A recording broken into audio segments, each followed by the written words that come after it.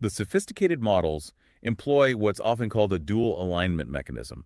They usually use complex embedding techniques to try and represent all entities from different sources, potentially within a single unified mathematical space, like plotting everything on one giant map. A unified space, Yeah, so they can compare things directly. that's the goal. And these joint attribute preserving models, as they're sometimes called, typically rely on two parallel components, two modules working together to analyze an entity and get it ready for that unified space. First, there's the structure embedding SE module. Okay, structure. So this looks at the links, the relationship triples. Precisely.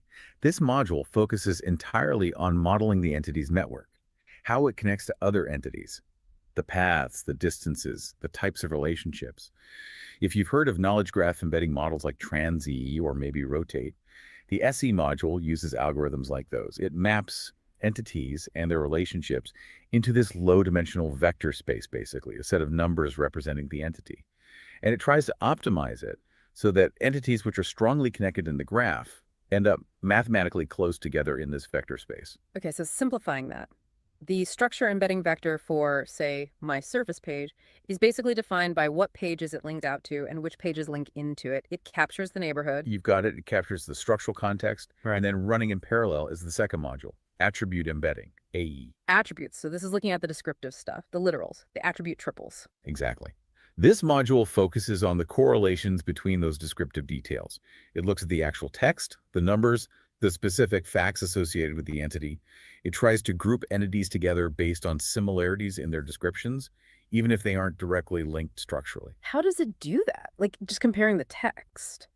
It might use techniques like analyzing the frequency of words TF-IDF, perhaps, or looking at the bag of words associated with the entity's literal descriptions.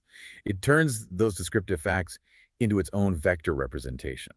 Wow. Okay, so two different vectors for each entity, one based on its connections, one based on its descriptions. Essentially, yes. Yeah. And they work together. And this, I think, is the absolute crucial insight we need you, the marketer, to take away from all this technical research.